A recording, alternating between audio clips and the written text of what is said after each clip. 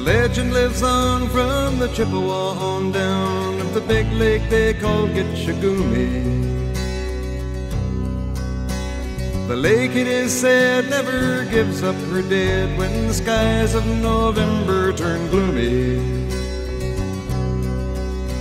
With a load of iron ore, 26,000 tons more than the Edmund Fitzgerald weighed empty. That good ship and true was a bone to be chewed when the gales of November came early. The ship was the pride of the American side, coming back from some mill in Wisconsin. As the big freighters go, it was bigger than most, with a crew and good captain well seasoned, concluding some terms with a couple of steel firms when they left fully loaded for Cleveland. Then later that night when the ship's bell rang, could it be the north wind they'd been feeling?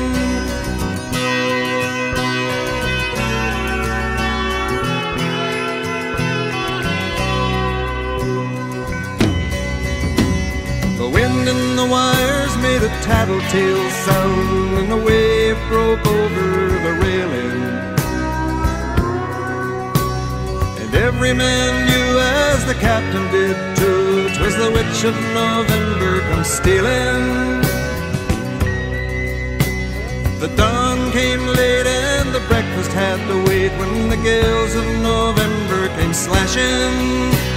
When afternoon came, it was freezing rain in the face of a hurricane west wind.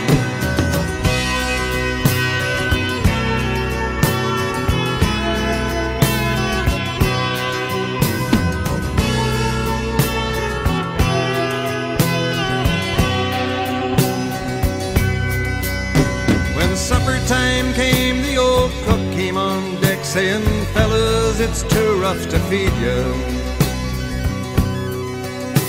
At 7 p.m. a main hatchway caved in. He said, "Fellas, it's been good to know ya." The captain wired in, he had water coming in, and the good ship and crew was in peril. And later that night, when his lights went out of sight, came the wreck of the Edmund Fitzgerald.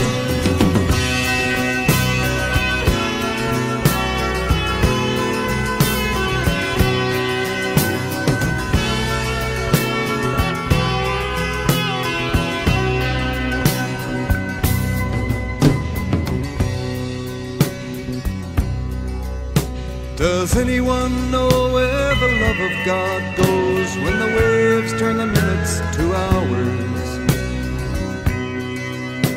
The searchers all say they'd have made Whitefish Bay if they'd put 15 more miles behind her.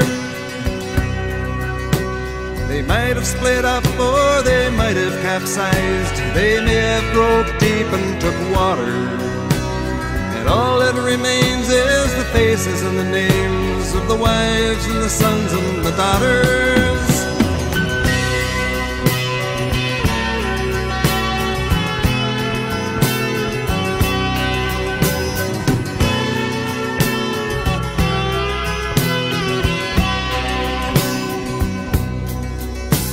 Lake Huron rolls, Superior sings in the rooms of her ice water mansion.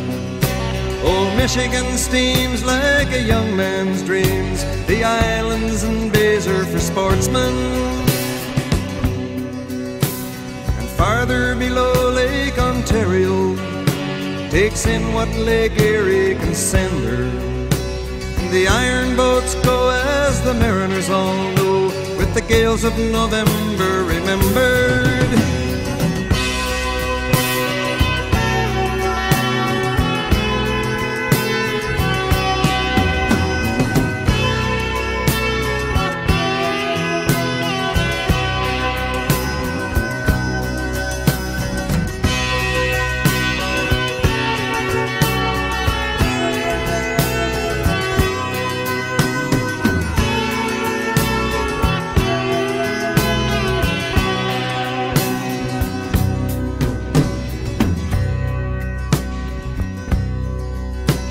In a musty old hall in Detroit they prayed in the Maritime Sailors' Cathedral.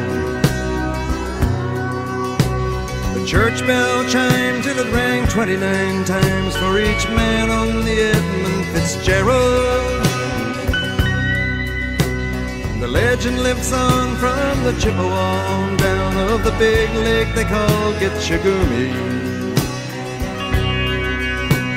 Superior, they said, never gives up her dead when the gales of November come early.